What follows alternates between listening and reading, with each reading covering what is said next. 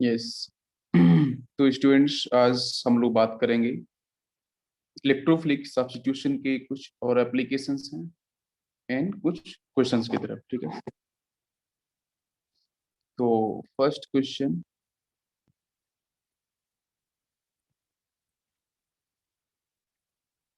CH3, now this is CH3। इसके सामने बच्चों मैंने फॉलो किया है bromine in the presence of iron. ठीक है, यहाँ से क्या बनेगा आपका प्रोडक्ट। ठीक है, कौन कौन से बन सकते हैं प्रोडक्ट, पॉसिबिलिटी क्या है। ठीक है, पॉसिबल प्रोडक्ट आपको बताने हैं। तो यहाँ से जो आयरन है, ठीक है, ये बच्चों आपका डी ब्लॉक एलिमेंट है। तो ये कैसे वर्क करेगा, लिबिस एसिड की तरह। ठीक है, और यहाँ से आपको जो दिख रहा है bromine, bromine single bond bromine आपको मिलेगा। तो आयरन बच्चों क्या करेगा, एक ब्रोमीन को एक्सेप्ट कर लेगा। ठीक है, तो ये आपको जो एक जो Br को करेगा एक्सट्रैक्ट, तो यहाँ से FeBr माइनस हम लिख सकते हैं इसको। ठीक है, यहाँ से बच्चों बनेगा FeBr माइनस, और बाकी यहाँ से आपको सेकेंड जो Br है वो रिलीज होगा Br प्लस। इलेक्ट्रोफाइल की तरह वर्क करेगा। अब यहाँ पे बच्चों दो मिथाइल ऑलरेडी आपको दे रखे हैं। ठीक है, पोजीशन की बात करेंगे तो 1 2 3 4 5 6। ठीक है, 1 और 3 पोजीशन पे मिथाइल दे रखे हैं। मिथाइल का काम कैसा है, इलेक्ट्रोफाइल जनरेट हो चुका है और ये बेंजीन डेरिवेटिव कंपाउंड है। ठीक, तो अब इलेक्ट्रोफाइल क्या करेगा, तो इलेक्ट्रोफिलिक सब्स्टिट्यूशन रिएक्शन। लेकिन ये देखना पड़ेगा कि हमारे ये जो ग्रुप मिथाइल ग्रुप जो लगे हुए हैं, ये बेटा कैसे होते हैं, इलेक्ट्रॉन रिलीजिंग ग्रुप। ठीक है, इजिली बच्चों प्लस आई शो करेंगे, बिल्कुल, और हाइपर कंजुगेशन भी शो करेंगे।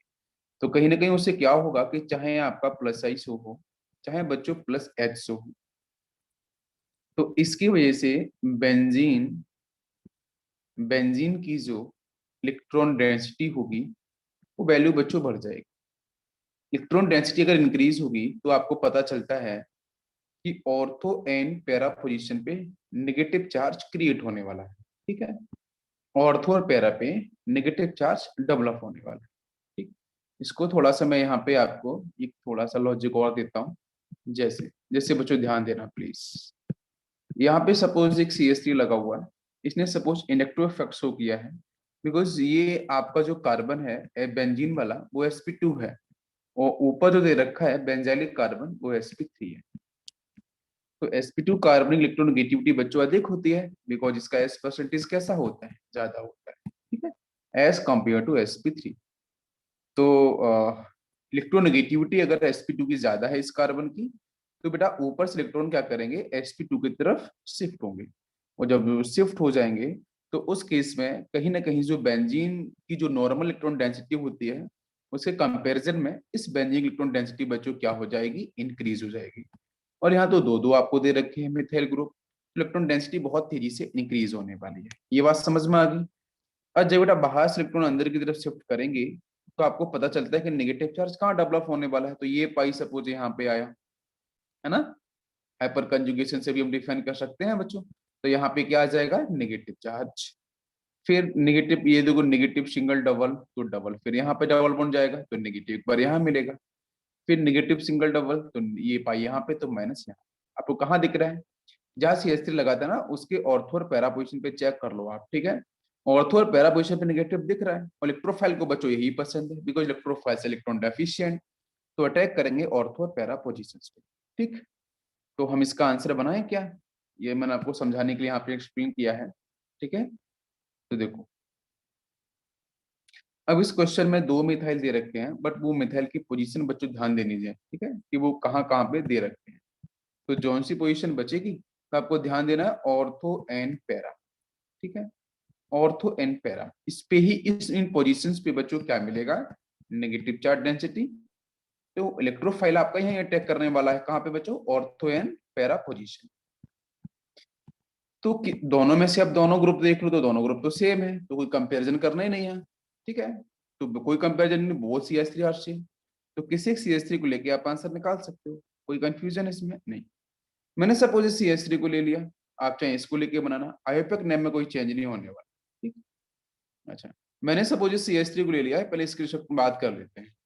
तो यहाँ से आपका जो आंसर बनेगा उसमें देखो CS3 की पोजीशन तो बच्चों चेंज नहीं होने वाली है, मैं डायरेक्ट आंसर निकला हूँ। ठीक है, आपको मैकेनिज्म ऑलरेडी डिस्कस किया है मैंने। तो एक बार तो BR बच्चों यहाँ पे लगा सकते हैं। ठीक है, एक बार तो BR मैंने इस CS3 के रिस्पेक्ट में बात कर रहा हूँ। ठीक है, तो इसकी ऑर्थो पोजीशन यहाँ पे दिख रही है, एक बार BR मैंने यहाँ लगा लिया।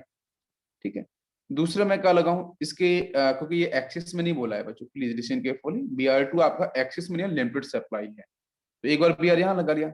और कौन सी पॉसिबिलिटीज है, और कौन सी पॉसिबिलिटीज है उस पर भी बात कर लेते हैं। ठीक है, तो एक मैंने इसी CS3 को लेके बच्चों बात हम लोग कर रहे हैं। तो ये पाई यहाँ पे CS3 है। तो अब इस CS3 सेक्ट में मेरा पैरा पोजिशन ऑर्थो तो हो चुकी है, या यहाँ लगाओ या फिर यहाँ लगाओ। ठीक है, लेकिन बेटर है कि आप बाहर की तरफ ब्रोमीन लगाओ। क्यों? अगर आपने ब्रोमीन यहाँ लगा दिया तो लिटिल बिट थोड़ा सा बेटा अनस्टेबल होगा, बिकॉज ब्रोमीन का साइज बड़ा होता है। तो बड़े होने के चक्कर में क्या करेगा, इसकी जो बॉन्डरबॉल रेडियस है बच्चों क्या करेगी, CS3 के साथ टकराएगी, ओवरलैप करेगी। तो ओवरलैप करने पर परसेंट बढ़ जाएगा, तो मॉलिक्यूल की जो स्टेबिलिटी होगी वो कहीं ना कहीं डिस्टर्ब होगी। ठीक है, तो हम इस CS3 के रिस्पेक्ट में इस ऑर्थो पोजीशन पे BR नहीं लगा सकते हैं, या फिर हम इस CS3 के रिस्पेक्ट में इसका आपका ऑर्थो पोजीशन ये है, एक इसका ऑर्थो पोजीशन ये है। तो दोनों CS3 का एक ऑर्थो पोजीशन बच्चों ओवरलैप कर रहा है, सेम आ रहा है, तो वहां पे नहीं लगा सकते, बिकॉज वहां रिपल्शन हो जाएगा। क्या हो जाएगा बच्चों, रिपल्शन। बिकॉज ब्रोमीन आपके बिगर साइज का है, तो वॉन्डरवॉल रेडियस ओवरलैप कर जाएंगे CS3 के साथ, मिथाइल ग्रुप के साथ। दैट्स व्हाई हम वहां पे बिल्कुल ब्रोमीन को जो येलो कलर से मैंने अभी बनाया यहाँ पे नहीं लगा सकते हैं। जो रीजन समझ में आ गया, तो इसलिए हम लोग ब्रोमीन को एक बार यहाँ लगा लेते हैं। ठीक है, या फिर आप ब्रोमीन को यहाँ लगा लो इस पोजीशन, या यहाँ पे लगा लो ब्रोमीन को, कोई कंफ्यूजन नहीं है, वो भी आंसर सेम देगा। आयोपेक नेम में चेंज नहीं होने वाला है। ठीक है, चाहे आप यहाँ पे लगाओ चाहे आप यहाँ पे लगाओ, किसी एक जगह लगाना है, बिकॉज एक्सिस में नहीं दिया है तो लिमिटेड दिया है, तो किसी एक जगह लगाना पड़ेगा। आप मैंने ऊपर लगा लिया, समझ में आ गया तक। अच्छा, दूसरा क्या है, ऑर्थो वाला तो क्लियर हो गया है। ठीक है, यहाँ पे और करके मैं लिख दूं आपको, ठीक है, और करके लिख देता हूँ। देखो ये बेंजीन है, यहाँ पे आपका ये CS3 है, इसके रिस्पेक्ट में तो ये ऑर्थो लगा दिया, यहाँ पे क्यों नहीं लगाया बच्चों, बिकॉज ऑफ रिपल्शन। ठीक है, अच्छा नीचे वाला CS3 मैंने अगर इसको रेफरेंस माना, तो इसका ऑर्थो एक बार ये होगा, इसको ऑर्थो ये होगा, तो उधर नहीं लगाना है, इधर ने क्यों नहीं, बिकॉज रिपल्शन। तो हम लोग यहाँ लगा सकते हैं ब्रोमीन।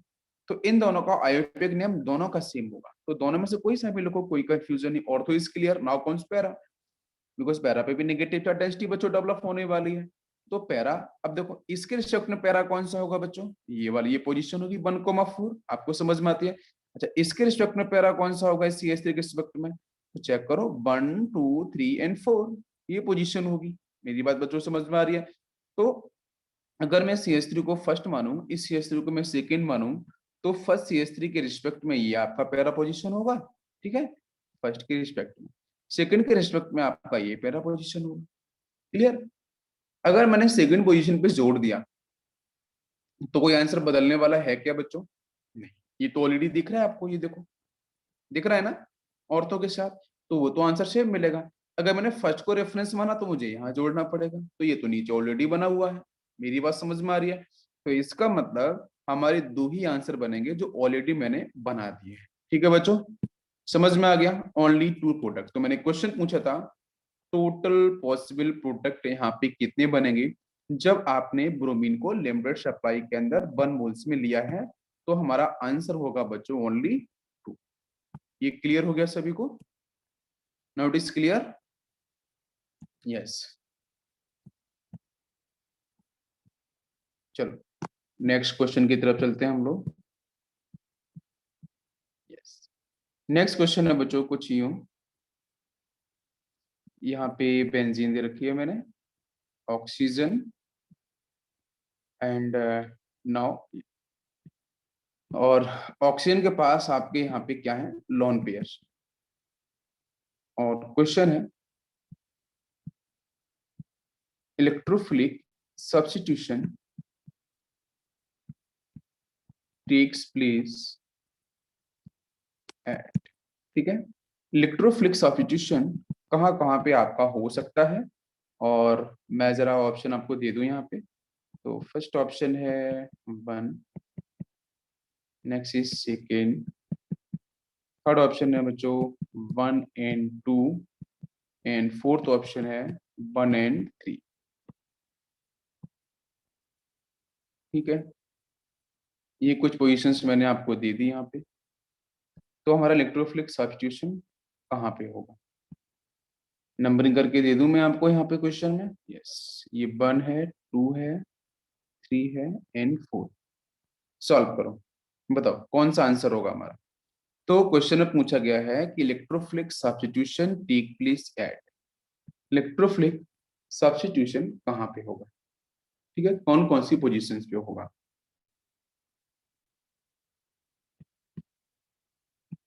देखो बच्चों, क्वेश्चन बहुत ही इजी था, इसमें कुछ समझने वाला पॉइंट नहीं है। यहाँ पे देखो लॉन पेयर्स, ठीक है, ऑक्सीजन के पास क्या है, लॉन पेयर्स। तो आपको पता है सामने बेंजीन दे रखी है, तो बेंजीन के साथ जो अटैच्ड ग्रुप है ना, वो देखने पड़ेंगे। क्या वो बेंजीन की डेंसिटी को इंक्रीज कर रहे हैं या फिर डिक्रीज कर रहे हैं। इंक्रीज करेंगे तो बच्चों ऑर्थो और पैरा, कल मैंने कुछ कराया था और क्विज में बहुत सारे बच्चों ने आंसर करेक्ट किया है। ठीक है, कुछ बेसिक क्वेश्चन इसी तरीके से। ठीक है, अच्छा तो बेटा यहाँ पे जो ऑक्सीजन के पास लोन पेयर है, तो लोन पेयर देन आपका ये सिंगल बॉन्ड है, देन ये डबल बॉन्ड दिख रहा है। तो कंजुगेशन तो बेटा है ना लोन पेयर के साथ। तो अगर लोन पेयर के साथ डबल बॉन्ड की कंजुगेशन होती है तो लोन पेयर बच्चों क्या करता है, पुश करता है डबल बॉन्ड को। इट इज क्लियर, ये समझ में आ रहा है बच्चों, यहाँ तक क्लियर हुआ सभी को। यस, तो यहाँ से आपका बिल्कुल रेजोनेंस होगा, कंजुगेशन दिख रहा है। तो ये लोन पेयर्स बच्चों अंदर की तरफ शिफ्ट करें, ठीक है, बेंजीन रिंग के अंदर की तरफ शिफ्ट करेंगे। दैट्स व्हाई ये जो बेंजीन है अटैच्ड, इस बेंजीन रिंग की इलेक्ट्रॉन डेंसिटी बच्चों इंक्रीज कर जाएगी। ठीक है, जो हमारा नॉर्मल बेंजीन रिंग होता है उसके रिस्पेक्ट में इसकी इलेक्ट्रॉन डेंसिटी बच्चों इंक्रीज करने वाली है, डेफिनेटली इंक्रीज कर जाएगी। अब इंक्रीज करेगी, एक तो ऊपर से क्या है बेटा, ये ऑक्सीजन के कौन सा वर्क करेगा, प्लस एम। बेटा बात समझ में आ रही है, प्लस एम की तरह वर्क करेगा। नीचे यहाँ कार्बन के पास क्या है, दो दो हाइड्रोजन। ठीक है, ये CH2 है, यहाँ पे ये भी CH2 है। तो ये बच्चों कैसे वर्क करते हैं, एल्काइल ग्रुप है, ये एल्काइल ग्रुप किस तरीके से वर्क करेंगे, ये बच्चों वर्क करेंगे प्लस आई की तरह। या फिर आप हाइपर कंजुगेशन प्लस एच को भी डिफाइन कर सकते हो। ठीक है, तो आपको पता है इलेक्ट्रॉन डेंसिटी बच्चों इंक्रीज होने वाली है, now this is plus H. ठीक, तो इलेक्ट्रॉन डेंसिटी यहां से भी इंक्रीज होने वाली है, प्लस आई प्लस एच, और ऊपर से बच्चों प्लस है। तो डेफिनेटली बेंजीन की इलेक्ट्रॉन डेंसिटी बढ़ेगी, और बढ़ेगी तो बस सर्च कर लो बेटा, ऑर्थो एंड पैरा पोजीशन पे नेगेटिव चार्ज डेंसिटी डेवलप होने वाली है। अब आपको समझ में आ रहा है कि दोनों के दोनों ग्रुप बच्चों कैसे, हम लोगों ने पढ़ रखा है पहले भी सारे कॉन्सेप्ट। बेटा दोनों के दोनों ग्रुप कैसे हैं, चाहे बच्चों प्लस एम ग्रुप के बारे में बात करें, और चाहे हम लोग प्लस आई के बारे में बात करें, चाहे प्लस एच के बारे में बात करें, ये सारे के सारे बच्चों एक्टिवेटर्स हैं। क्या है, एक्टिवेटर्स। तो ऊपर वाला एक्टिवेटर कैसा है, प्लस एम। नीचे वाला बच्चों एक्टिवेटर्स कौन से हैं, प्लस एच और प्लस आई, है ना। तो इन दोनों में से बेटर एक्टिवेटर कौन सा होगा, आपको मैंने एक्सप्लेन किया था बच्चों, अगर पता होगा तो दोनों में से अच्छा एक्टिवेटर कौन सा होगा, ऑब्वियसली बेटा प्लस है, वो डोमिनेट करता है। इट इज क्लियर, बच्चों बात समझ में आ रही है। तो जब देखो, जब यहाँ पे दो एक्टिवेटर पहले से लगा के रखे हैं, तो दोनों में से मुझे कंपेयर करना पड़ेगा, बिकॉज मुझे ऑर्थो और पैरा पे जाना है। तो किसके रिस्पेक्ट में ऑर्थो पैरा पे जाऊं, क्या मैं प्लस एच के रिस्पेक्ट में जाऊं या प्लस एम के रिस्पेक्ट में जाऊं। ठीक है, तो दोनों में से जो अच्छा एक्टिवेटर है वो आपका प्लस है, तो उसके रिस्पेक्ट में हम लोग जाएंगे।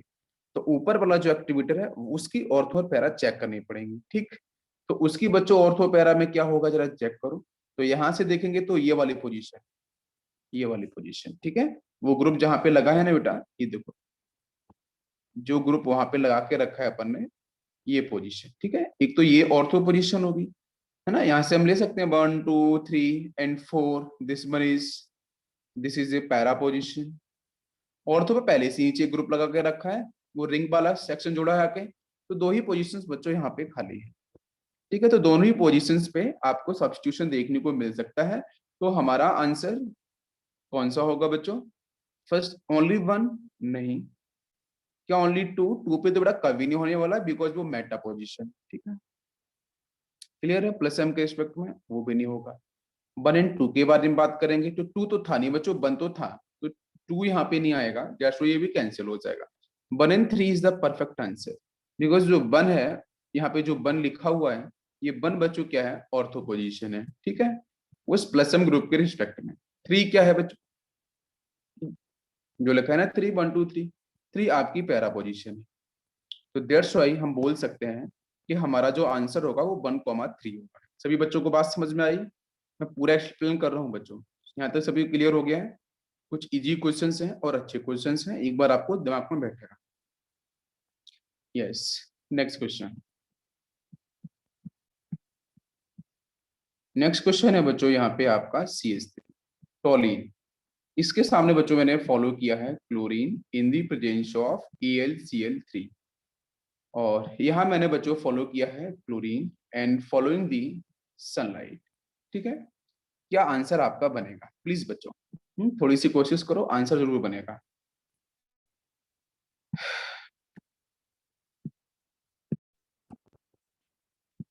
चलो देखते हैं बच्चों, यहाँ पे क्या दे रखा है, ये टोलिन दे रखा है, ठीक है, दिस इज परफेक्ट टोलिन। यहाँ पे सामने है बेटा chlorine in the presence of AlCl3, तो क्या होगा,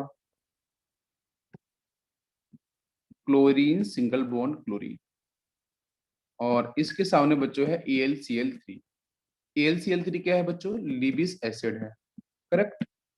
लिविस एसिड का बच्चों काम क्या है आपको पता है, यहाँ से क्लोरीन लेगा और ये लेके सीधा शिफ्ट हो जाएगा, तो बच्चों बना लेगा AlCl4-। ठीक, तो यहाँ से बच्चों मिलेगा Cl+ इलेक्ट्रोफाइल, और ये बच्चों इस पे अटैक करेगा, तो कोई डिफिकल्टी तो होनी नहीं चाहिए। क्यों? क्योंकि यहाँ पे बेंजीन जो है उसके साथ यहाँ पे टोलिन वाला CH3 सेक्शन दे रखा है, ठीक है, और ये आपका Cl+ आ गया। तो जो CH3 है बच्चों वो कैसे वर्क करेगा, या तो आपका +I की तरह बच्चों वर्क करेगा, ठीक है, या फिर बच्चों वर्क करेगा +H की तरह। डेफिनेटली डोनेटिंग है ग्रुप, तो इलेक्ट्रॉन डेंसिटी बच्चों बेंजीन रिंग की डेफिनेटली इंक्रीज होती है, और जब वो इंक्रीज होती है तो बच्चों ऑर्थो और पैरा, ठीक है। तो ऑर्थो पोजीशन तो ये हो गई है ना, ये दोनों ऑर्थो पोजीशन है, पैरा पोजीशन ये है। हमें तो 1 मोल दे रखा था, अगर 1 मोल दे रखा है तो कोई कंफ्यूजन ही नहीं है, आपको अटैक कहाँ पे करना है, कहाँ पे अटैक करना है। अगर मैंने 1 मोल दे रखा है, तो अगर यहाँ पे मैं पॉसिबिलिटी प्रोडक्ट की पूछूं कि पॉसिबिलिटीज क्या होंगी, कितने बनेंगे आंसर, तो आप बता सकते हो, ठीक है। अगर मैं यहाँ पे पॉसिबिलिटीज के बारे में बात करूँ, डेफिनेटली यू कैन एक्सप्लेन कि यहाँ पे पॉसिबिलिटी के अकॉर्डिंग आंसर हमारा क्या बने। तो पॉसिबिलिटी में क्या होगा कि आप या तो ऑर्थो पे अटैक करा लो और या तो पैरा पे अटैक करा लो, पॉसिबिलिटी की बात करें तो चाहे तो आप यहाँ अटैक कराओ और चाहे आप यहाँ पे अटैक कराओ ऑर्थो पे, या फिर बच्चों यहाँ करा लो, ठीक है। ऑर्थो पे तो एक ही बार करेंगे बिकॉज नोमेनक्लेचर तो सेम होगा, तो एक बार ऑर्थो बनेगा प्रोडक्ट, एक बार बनेगा आपका पैरा वाला, ठीक है। यहाँ देखो, तो ऑर्थो वाला जो हमारा आंसर बनेगा, आप किधर भी जोड़ सकते हो Cl को, कोई दिक्कत नहीं है। पैरा वाले की बात करें तो पैरा पे आपका नीचे यहाँ पे क्लोरीन जुड़ जाएगा और ऊपर आपका CH3 रहेगा। ये दो पॉसिबिलिटीज होंगी, 2 प्रोडक्ट आपको मिलेंगे, बट क्वेश्चन इज दिस कि दोनों में से मेजर कौन सा, दोनों में से मेजर कौन सा होगा। वाई पैरा, कोई बताएगा मुझे पैरा क्यों, क्या रीजन है इसके पीछे, पैरा क्यों स्टेबल, क्या पैरा की पैरा आपको मेजोरिटी में क्यों मिलेगा? यस बच्चों, less repulsion, okay, yes, less repulsion because chlorine is bigger size. यही बोलोगे सर, क्लोरीन आपका बड़ा साइज का है, और क्लोरीन अगर बिगर साइज का है, क्लोरीन अगर बिगर साइज का है तो आपका यहाँ पे, हाँ, नहीं रोहित ने यहाँ पे बोला है नहीं, ओके, चलो मैं आपके आंसर देखता हूँ एक बार। यस, यहाँ पे रोहित ने, विघ्नेश ने बोला CH3 और क्लोरीन में रिपल्शन कम होगा, ठीक है, ओके। रोहित ने बोला है नहीं, ऑर्थो वाला स्टेबल हाइपर कंजुगेशन करेगा, stable hyper conjugation, okay. Aniket ने बोला है इंडक्टिव 3 कार्बन के दब नहीं होता, पता नहीं क्या बोला है, ठीक है, ओके। देखो यहाँ पे ये जो, जब हम स्टेबिलिटी की बात करते हैं ऑर्थो मेटा पैरा, ठीक है, तो उनके परसेंटेज को मैं थोड़ा सा एक्सप्लेन करूंगा अभी, ठीक है। बिकॉज ये जो आपका एक तो प्रोडक्ट यहाँ से ये बना है और दूसरा प्रोडक्ट आपका ये बना है, ठीक है। अगर जेई ने क्वेश्चन पूछा या नीट ने क्वेश्चन पूछा या एडवांस ने क्वेश्चन पूछा कि भाई, या किसी अदर एग्जाम ने क्वेश्चन पूछा कि टोटल पॉसिबल प्रोडक्ट कितने होंगे, तो बच्चों आंसर 2 होंगे। और प्लीज आपको टिक कौन सा करके आना है, ये दोनों टिक करके आने हैं। अगर वो पूछता है पॉसिबल, है ना, क्वेश्चन में जो वर्ड लिखा हुआ है उसका मतलब प्लीज बच्चों समझना है अच्छे से, ठीक है। तो पॉसिबल का आंसर कितना होगा 2, और दोनों में से अगर उसने कंपाउंड बना के पूछा है अकॉर्डिंग टू ऑप्शन, आपको जाना पड़ेगा, तो आप इन दोनों को टिक कर देना। लेकिन अगर बच्चों से पूछा है कि मुझे मेजर प्रोडक्ट बताओ, तो मेजर प्रोडक्ट बच्चों डिसाइड होता है, ये हमारा जो केमिकल केमिकल रिएक्शंस जो लेबोरेटरी में कराए जाते हैं उनके मैथमेटिकल परसेंटेज, इनके कुछ मैथमेटिकल परसेंटेज होते हैं हर किसी फंक्शनल ग्रुप के, हर किसी एक्टिवेटर और डीएक्टिवेटर के, तो उनके रिस्पेक्ट में आंसर आपका बनाया जाता है। तो मैं परसेंटेज आपको बताने वाला हूं जो सबसे मजेदार होगा। तो यहाँ पे एक बच्चे ने आंसर किया संदेश ने 2 क्लोरोटोलिन एंड 4 क्लोरोटोलिन, 4 क्लोरो का मेजर होगा। ओके, नेक्स्ट है मेजर 4 क्लोरोटोलिन का ही होगा, ठीक है। तो 4 क्लोरो आपने बोला हुआ है, ठीक है, ये आपका मेजर होगा। ऑब्वियसली यहाँ पे हम बिल्कुल फॉलो कर सकते हैं रिपल्शन थ्योरी, ठीक है। रिपल्शन थ्योरी से हम आंसर निकाल सकते हैं, कोई डाउट नहीं है। तो हमारा जो मेजर आंसर होगा वो आपका para product is the major answer. लेकिन अभी क्वेश्चन एक बचा हुआ है, एक क्वेश्चन अभी बचा हुआ है यहाँ पे, उस क्वेश्चन का आंसर आपको करना है बच्चों, ठीक है। क्वेश्चन आपके सामने दूसरा क्वेश्चन है, इसको मैं यहाँ पे क्लियर कर देता हूँ। क्लोरीन के साथ मैंने सनलाइट फॉलो किया है, ठीक है, और सामने आपका टॉलिन है। फर्स्ट का आंसर क्लियर हो गया है ना। मैं मैथमेटिकल एक्सप्लेनेशन आपको बताऊंगा, ठीक है। यस, चलो इसका आंसर बताओ मुझे। क्लोरीन के साथ मैंने सनलाइट फॉलो किया है, उसका हमारा आंसर क्या होगा?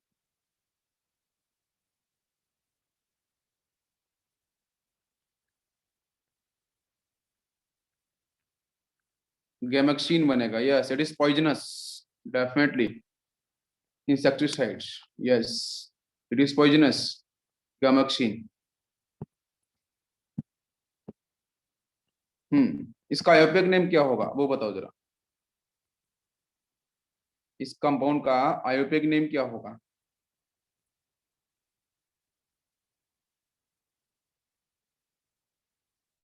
No, this is not gammexane. ये गैमेक्सीन नहीं होगा। गैमेक्सीन तो बेंजीन के साथ होता है ना, जब एक्सिस में Cl2 होता है। हम्म अपने ऑक्सीडाइजिंग बिहेवियर को शो करता है, इनऑर्गेनिक केमिस्ट्री पढ़ाया था। आपने गलत कर दिया है यार। देखो सीधी सी बात है, ये CH3 है, ये कैसा है, प्लस आई ग्रुप है, plus M group plus H group है, एक्टिवेटर है। बेंजीन रिंग की इलेक्ट्रॉन डेंसिटी नो डाउट बच्चों बढ़ने वाली है, ठीक है। क्लियर, सभी को समझ में आ रहा है कहाँ बढ़ने वाली है? सारे मैकेनिज्म हो चुके हैं, कोई डाउट नहीं है, कोई कंफ्यूजन नहीं है। तो बच्चों एक दो पोजीशन ये ortho position, this one is ortho and now this one is para. ये ऑर्थो पोजीशन है, ये ऑर्थो पोजीशन है, ये पैरा पोजीशन। तो ऑर्थो और पैरा पे नेगेटिव डेंसिटी बेटा मिलेगी। तो सामने यहाँ पे क्लोरीन के साथ सनलाइट दे रखा है, तो प्रोसेस क्या होगा? प्रोसेस बच्चों वही होगा कि सबसे पहले Cl single bond Cl when following the sunlight is equal to h nu, it is energy of photon, ठीक है, फिजिक्स में पढ़ते हैं, मॉडर्न फिजिक्स के अंदर एनर्जी ऑफ फोटोन है ये। तो पता है कि यहाँ पे होमोलिसिस क्लीवेज होने वाला है। मैंने कंडीशंस आपको बहुत पहले पढ़ाई थी ऑफलाइन सेशन के अंदर, आई थिंक दूसरी तीसरी लेक्चर में पढ़ाई थी आपको स्टार्टिंग में ही, ठीक है, जीओसी वाले सेक्शन में। तो यहाँ से, हाँ बिल्कुल, यहाँ से आपका क्या होगा, इन दी प्रेजेंस ऑफ सनलाइट ये क्लोरीन अपने अपने इलेक्ट्रॉन्स को लेके फिनिश हो जाएगा, और यहाँ से बच्चों बनाएगा Cl डॉट एन बच्चों Cl dot. This is called free radicals, and free radicals also electron deficient, you know very well, ठीक है। तो फ्री रेडिकल्स भी बच्चों होते हैं इलेक्ट्रॉन डेफिशिएंट। आपको पता है कि सर दोनों ही क्लोरीन के पास सेम इन बैलेंस इलेक्ट्रॉन्स ही मिलेंगे सर। ऑक्टेट तो पूरा हुआ नहीं है, अनस्टेबल है, इलेक्ट्रोफाइल की तरह वर्क करते हैं। Radicals always work as electrophile because of electron deficiency. It is clear? अच्छा, बात समझ में आ रही है? यस, जल्दबाजी मत करो संदेश, गलती कर दिया आपने, ठीक है। यस, तो अब ये यहाँ से फेडिकल है, तो it will also work as electrophile. अगर बच्चों इलेक्ट्रोफाइल की तरह वर्क करेगा तो हमारा आंसर देखो कैसे जाएगा, बहुत ही ईजी है भाई। वही रिएक्शन, बेंजीन टोलिन दे रखा है एक्चुअली में, और टोलिन में जो बेंजीन है वो जबरदस्त इलेक्ट्रॉन रिच स्पीसीज है, सामने इलेक्ट्रोफाइल है। तो क्या रिएक्शन होगी बच्चों? रिएक्शन कुछ यूं होगी कि यहां से इलेक्ट्रोफाइल जब अटैक करेगा तो बच्चों या तो ऑर्थो पोजीशन पे करेगा या फिर पैरा पोजीशन पे करेगा। ठीक है, ऑर्थो पोजीशन पे या फिर पैरा पोजीशन पे। अब फिर क्या होगा, तो ऑर्थो पोजीशन बच्चों ये थी, पैरा पोजीशन ये थी, हमारे पास क्या था, क्लोरीन। ठीक है, समझ में आ रहा है सभी को?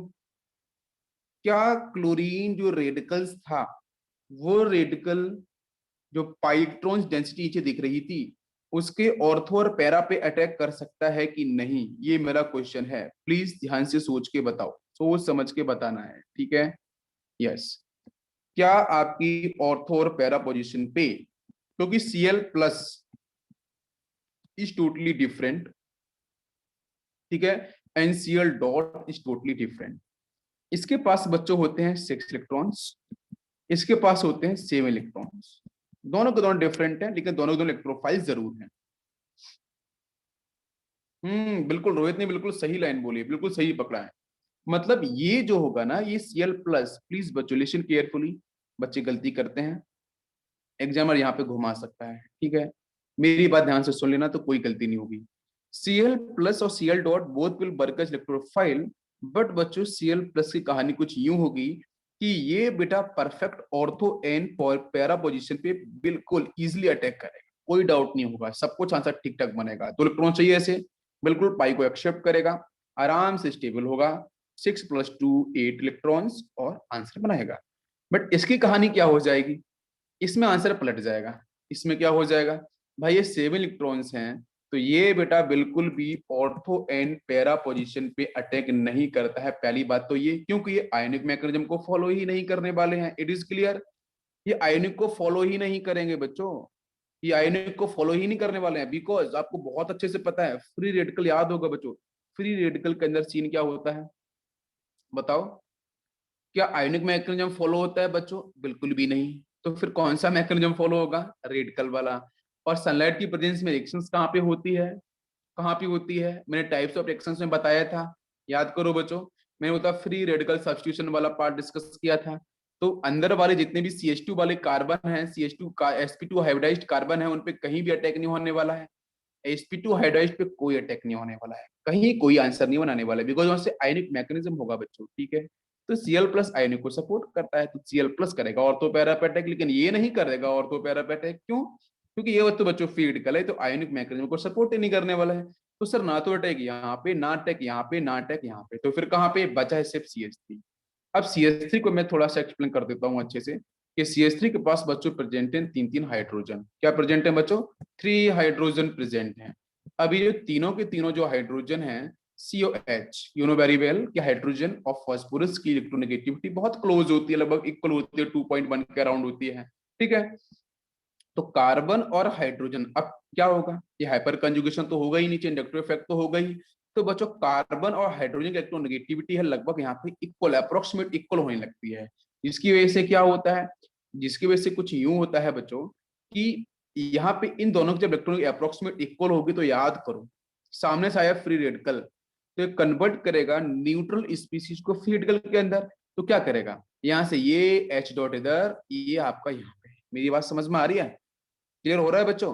तो एक Cl डॉट के साथ HCl बाहर निकल जाएगा, एक Cl जाके वहां पे अटैक कर देगा। यार कितना इजी क्वेश्चन था, मतलब यहाँ से इसको बाहर निकाल दो, और निकालने के बाद यहाँ पे लेके आ जाओ क्लोरीन, और उसको लाके बेटा लगा दो, सिर्फ कुछ भी नहीं करना है। This is the final product, यही आपका फाइनल प्रोडक्ट होगा। सभी को समझ में आ रहा है?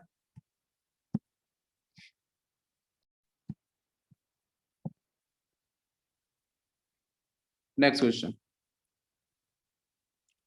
अब मैंने यहाँ पे लिया है बेंजीन, इसके साथ बच्चों फॉलो किया है आपका आयरन फॉलोइंग दी Cl2 क्लोरीन। क्या आंसर बनेगा? सेकेंड क्वेश्चन मैंने आपको दिया है chlorine in the presence of sunlight. ठीक है, ऊपर वाला बच्चों था फिजिकल सब्स्टिट्यूशन, ठीक है, जो भी डिस्कस किया था हम लोगों ने टोरिन के साथ। और यहाँ पे हमने क्लोरीन को दिया बेटा एक्सिस के अंदर। क्या दिया? एक्सिस। अरे एनसीईआरटी को तो साथ में पढ़ना जरूरी है ना, देखो एनसीईआरटी घटिया रिएक्शन है उनको पढ़ना जरूरी है, इसलिए बता रहा हूँ। बताओ क्या आंसर बनेगा? आयरन बच्चों कैसे वर्क करेगा? लेबेस एसिड की तरह। है ना, सामने है क्लोरीन, सिंगल बॉन्ड क्लोरीन, एक Cl आपका शिफ्ट हो जाएगा तो सिर्फ मिलेगा Cl प्लस। Cl प्लस मिल गया, कैसे आंसर बनाया जाए, कोई डाउट नहीं। फिर सामने बेंजीन है, मोनो सब्स्टिट्यूशन, क्या होगा, मोनो सब्स्टिट्यूशन। एक आपका यहाँ पे क्या है, इलेक्ट्रोफाइल है बच्चों, और यहाँ से कहीं से भी निकाल देना हाइड्रोजन, 6 हाइड्रोजन है इसके पास। याद करो बच्चों, मोनो सब्स्टिट्यूशन का केस बहुत अच्छे से पढ़ाया था, कोई से निकाल दो हाइड्रोजन, कोई डाउट नहीं है, तो यहाँ से आपका बन जाएगा क्लोरोबेंजीन, है ना। This is a final answer, clear. अब नीचे मैंने एक्सिस में लिया हुआ है, तो अब ये बच्चों रोल क्या करेगा, पता है कि सर यहाँ से तो वही होने वाला है कि सबसे पहले जो Cl है वो Cl डॉट, इसके मैकेनिज्म नहीं आते हैं, सिर्फ ये प्रोसेस को समझ लो, क्वेश्चन अगर आएगा तो सीधा टिक करके आना है। रेडिकल्स जनरेट होगा, और यहाँ से बच्चों जो CH बॉन्ड है ये भी रेडिकल्स में क्रिएट हो जाते हैं, यहाँ से आपका हाइड्रोजन H डॉट बाहर जाएगा, ये एक्सिस में है क्लोरीन, मन चाहो जितने ले सकते हो, डिपेंड अपॉन हाइड्रोजन, जितने हाइड्रोजन है उतने मॉलिक्यूल्स आप ले सकते हो, है ना, क्लोरीन के। तो 6 हाइड्रोजन है तो 6 मॉलिक्यूल्स ले लेते हैं, तो 6 HCl बाहर जाएंगे और 6 आपके Cl जाके वहां पे अटैक कर देंगे। मेरी बात समझ में आ रही है बच्चों, इजी मेथड यही है कि इसको यहाँ पे लेके आओ, इसको यहाँ पे लेके जाओ, कुछ यूं प्रोसेस, ठीक है। तो यहाँ से सीधा आपका जो आंसर होगा वो कुछ यूं बनेगा। एक एक कॉन्सेप्ट में और थोड़ा बताता हूँ आपको कि यहाँ पे क्या पाइलेक्ट्रॉन्स बच्चों फिनिश होगा, यस और नो, मुझे इसका आंसर बताओ। ये जो पाइलेक्ट्रॉन्स हैं उनके साथ कोई डिस्टरबेंस होना होगा कि नहीं होगा, यस, सोच समझ के बताना। लेंडियन बोलते हैं, इसको गैमेक्सीन होता है, उसको लेंडियन भी बोलते हैं, ठीक है, LINDANE। और क्वेश्चन हमारा ये है कि यहाँ से आपके जो पाइलेक्ट्रॉन्स हैं क्या वो भी आपके डिस्टर्ब होते हैं कि नहीं।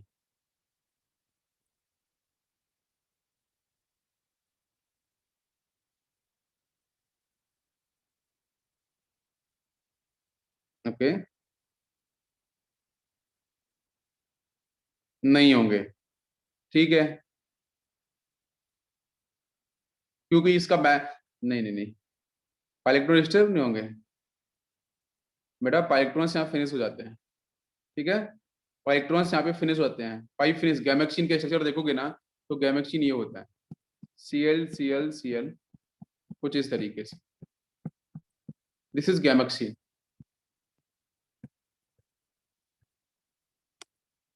ठीक है, दिस इज गैमेक्सीन। इसको जो बोलते हैं लिंडेन, एक नाम इसका और होता है, दिस इज ऑल्सो कॉल्ड, सोचो ना कहाँ पे मैं तो बताऊंगा ही ना, मैं किसके लिए मैं बताऊंगा, हाँ, अपना भी दिमाग थोड़ा सा लगाओ, इतनी जल्दी मैदान छोड़ के भाग जाओगे, ठीक है, लिंडेन इसका नाम होता है, कॉमन नेम है ये लिंडेन, ठीक है, गैमेक्सीन ये होता है, ठीक है।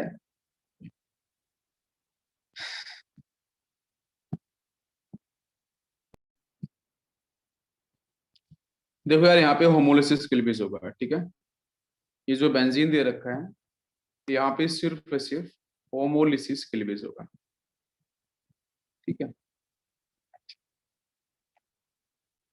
क्वेश्चन है कि इलेक्ट्रॉन्स कहाँ जाते हैं, क्या होता है,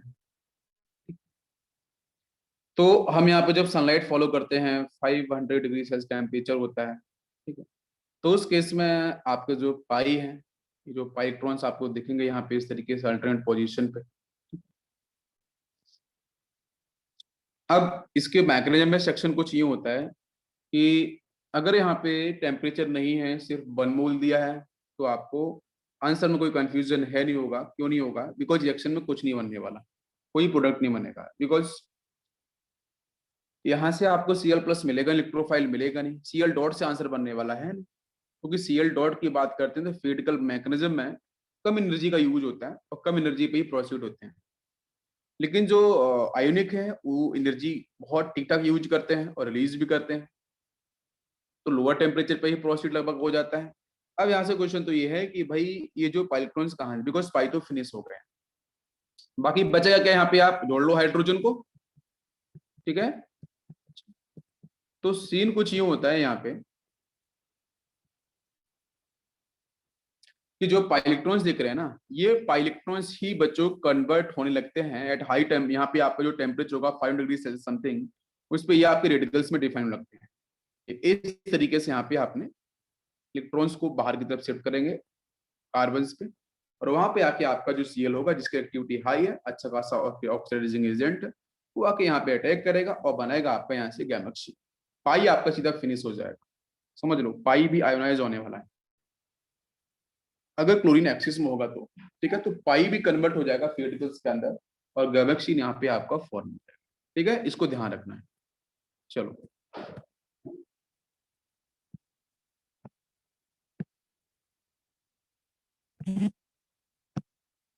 ठीक, नेक्स्ट क्वेश्चन लेते हैं यहाँ पे।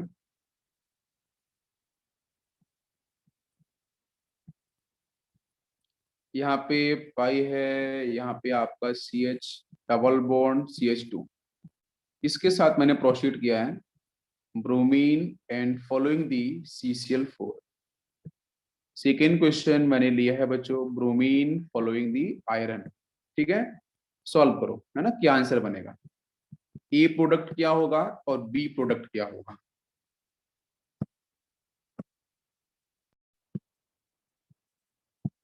यस, देखो बच्चों इजी था, फर्स्ट में ऐसे कुछ डिफरेंट है नहीं। क्या दिख रहा है यहाँ से, ब्रोमीन के साथ है आपका CCl4, यही है। रिएक्शन हम लोगों ने बहुत बार पढ़ रखी है। CCl4 क्या है, CCl4 क्या है, कोई बताएगा मुझे। कार्बन टेट्राक्लोराइड, इसका डाइपोल मोमेंट क्या होता है, 0, right. This is non polar solvent. तो नॉन पोलर सॉल्वेंट के सामने ब्रोमीन दे रखा है, तो क्या रोल होगा बताओ। बिल्कुल, आपको पढ़ाया था इलेक्ट्रोफिलिक एडिशन बच्चों, पता है क्या इलेक्ट्रोफिलिक एडिशन, बेंजीन की एरोमेटिसिटी जबरदस्त है, उसके साथ कोई रोल प्ले नहीं करने वाला, ये बेंजीन को डिस्टर्ब नहीं करने वाला। It is correct, yes. तो क्या करेगा ये बेटा हमने आपको बहुत अच्छे से पढ़ाया था। ये CCl4 के साथ जब बोबीन आ रहा है तो CCl4 लिखा हो नहीं लिखा हो तो मतलब आपको वही लेके चलना है। तो यहाँ से आपको मिलने वाला है वो इलेक्ट्रोफिलिक एडिशन रिएक्शन। आपने अगर बहुत अच्छे से याद होगा बिल्कुल सब बच्चे कर सकते हैं। और कौन सा एडिशन था बच्चों यहाँ पे, एंटी एडिशन, ये भी पढ़ा था हम लोगों ने। Non classical carbocation mechanism, you know very well, yes very important.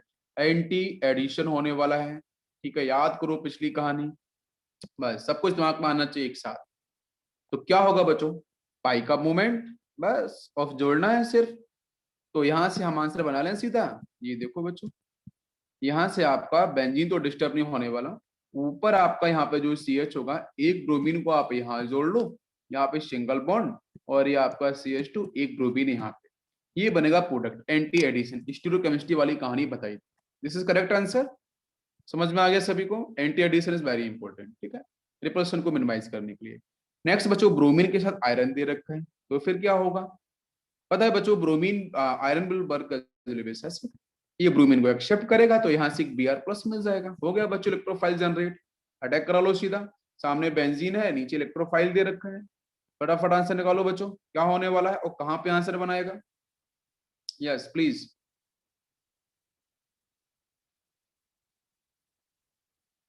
हम्म तो जो Br+ है ये इलेक्ट्रोफाइल्स की तरफ वर्क करेगा। अच्छा, अब मैं क्वेश्चन आप लोगों से पूछूंगा कि ऊपर जो लगा हुआ ग्रुप है, ये वाला ग्रुप, इसके बारे में बताओ। ये ग्रुप इलेक्ट्रॉन विड्रॉइंग है कि donating, electron withdrawing group, electron donating, को ये पता होना जरूरी है ना, तभी तो हम डिसाइड करेंगे कि ऑर्थो पैरा या मेटा कौन सा होना चाहिए, राइट। तो नीचे तो बच्चों देखो यहाँ पे इलेक्ट्रॉन डेंसिटी वैसे भी बहुत ज्यादा है, ठीक है। तो ये बच्चों इलेक्ट्रॉन विड्रॉइंग की तरफ वर्क करेगा, बिल्कुल नीचे वाला ग्रुप बेंजीन की बात कर रहा हूँ, इलेक्ट्रॉन विड्रॉइंग ग्रुप की तरफ, तो वो इलेक्ट्रॉन रिलीजिंग ग्रुप। बात समझ में आ रही है। अच्छा, तो यहाँ से इलेक्ट्रॉन ना अंदर की तरफ शिफ्ट हो और यहाँ पे इलेक्ट्रॉन डेंसिटी इंक्रीज, तो ऑर्थो और पैरा ये पोजीशंस आपकी यहाँ पे नेगेटिव चार्ज डेंसिटी क्रिएट करेंगे। तो क्रिएट करने के बाद हम सीधा आंसर यहाँ से बन जाएगा कि ऊपर तो आपका CH डबल बॉन्ड CH2 रहेगा, और नीचे बच्चों यहाँ पे क्या होगा, एक बार आप क्या लगा सकते हो, ब्रोमीन को यहाँ लगा लो, ठीक है, और एक बार लगा लो आप पैरा पोजीशन पे। हो गया आंसर। दोनों रिएक्शन समझ में आए क्या, फर्स्ट इंपॉर्टेंट है, सेकंड भी इंपॉर्टेंट। मेंस की प्रैक्टिस कर रहे हैं, ऐसे क्वेश्चंस आने के चांसेस होते हैं, एनसीईआरटी बेस्ड क्वेश्चंस हैं बच्चों, ठीक है। यस, नेक्स्ट क्वेश्चन लेता हूं। नेक्स्ट क्वेश्चन लिया है मैंने यहाँ पे आपका फिनॉल, ठीक है, और फिनॉल के साथ बच्चों दिया है मैंने bromine Br2 and following the polar solvent, polar solvent arrow पे लिख दिया गया है। लाइक एग्जांपल ले सकते हो, तो मैं दे देता हूँ बेटा। ब्रोमीन के साथ सपोज मैंने फॉलो किया है वाटर मॉलिक्यूल्स, चलो ये भी मैंने हिंट किया है। आप बताओ इसका आंसर क्या निकलेगा, क्या आंसर होना चाहिए? बिल्कुल, अब सब प्रैक्टिस की जरूरत है, जितना हो चुका है उसी के मिक्सअप करके बता रहा हूँ क्वेश्चन। ब्रोमीन के साथ लिखा है मैंने CCl4। चलो सॉल्व करो और निकालो आंसर जल्दी से बच्चों। फर्स्ट में क्या होगा? फर्स्ट तो बच्चों इजी है, क्या होने वाला है फर्स्ट में? पहले तो इसके कॉन्सेप्ट को समझो, ये क्या रोल प्ले करेगा, इसकी कहानी क्या है। फिनॉल, फिनॉल के पास क्या है? ऑक्सीजन पे लॉन पेयर है। तो लॉन पेयर बच्चों है, देखो इस कार्बन बेंजीन के कार्बन के ऊपर जस्ट ऑक्सीजन उसके लॉन पेयर है। तो लॉन पेयर सिंगल डबल, तो बेटा बेंजीन आपकी एक्टिवेट हो जाएगी। क्या होगी बच्चों? Benzene activate. Electron density benzene में डेफिनेटली बढ़ने वाली है, कोई इसमें डाउट नहीं है। ऑर्थो पैरा पे नेगेटिव आने वाला है। बट हम आने वाले हैं फर्स्ट क्वेश्चन की तरफ कि मैंने Br2 के साथ मैंने क्या फॉलो किया है? Water molecules. तो यहाँ पे हमारा आंसर कैसे बने, बताओ बच्चों। यस,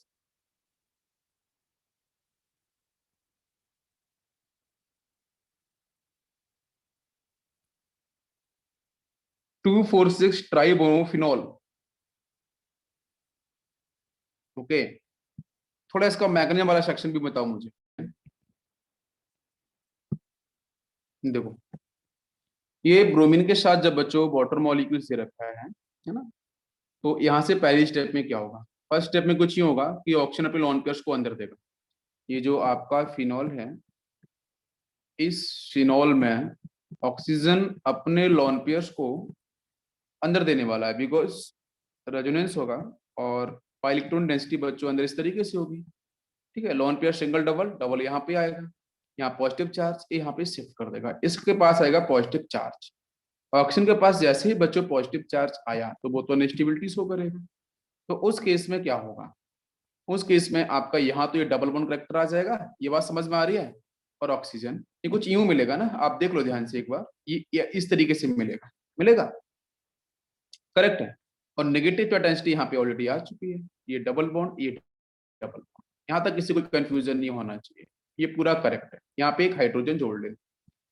अब इसके पास जो नेगेटिव चार्ज आया है ऑक्सीजन के पास, sorry this is positive charge, one second, this is positive charge. अब ये पॉजिटिव चार्ज है तो अनस्टेबिलिटी शो करेगा, तो निकालेगा यहाँ से हाइड्रोजन, ये बच्चों रिलीज हो जाएगा यहाँ से H+ की फॉर्म।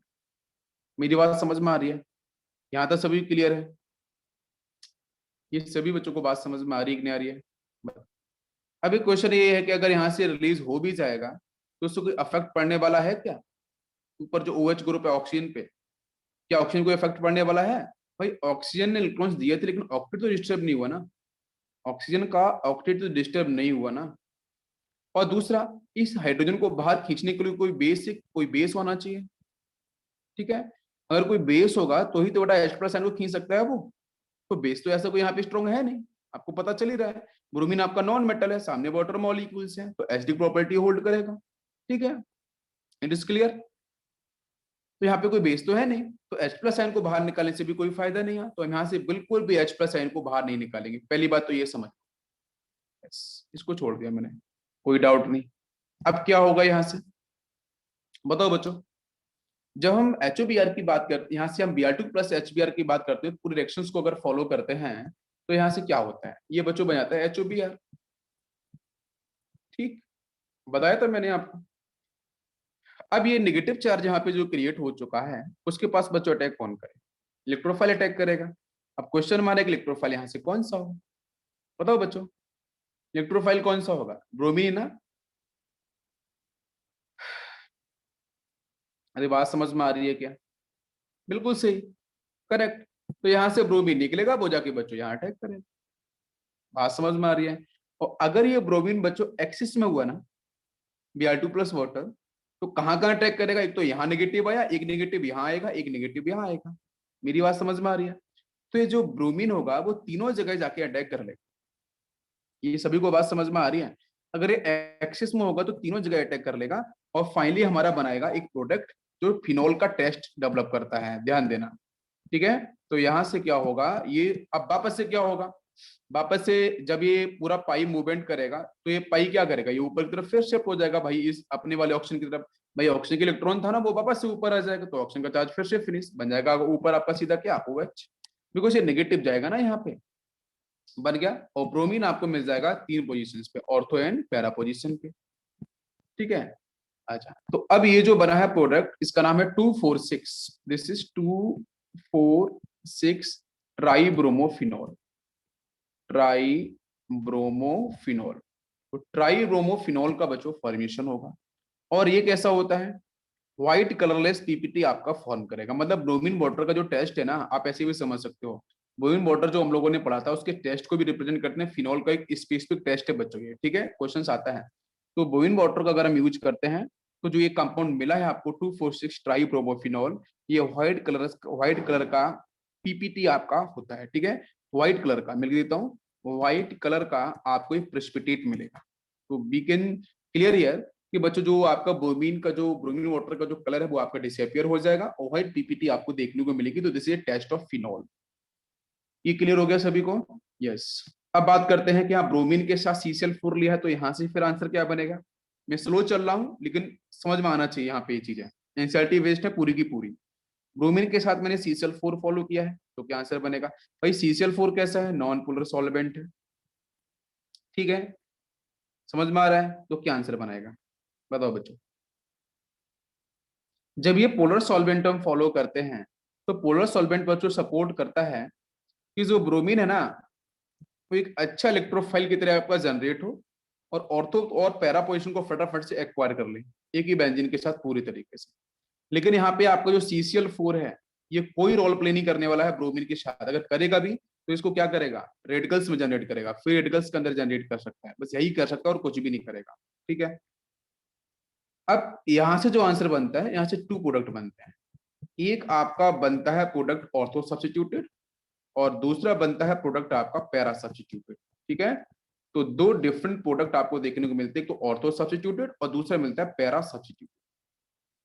तो ये ब्रोमीन के साथ पोलर सॉल्वेंट आएगा, तो आपको आंसर ये मिलेगा 2,4,6 ट्राइब्रोमोफिनॉल, जो फिनॉल का टेस्ट डिफाइन करेगा। ब्रोमीन के साथ CCl4 लेके आओगे तो आपके 2 प्रोडक्ट मिलेंगे, ठीक है, ये दोनों। और यहाँ पे कोई आपका फिनॉल का टेस्ट नहीं होता है, ये आपको ध्यान रखना है। सभी को समझ में आ गया? It is clear.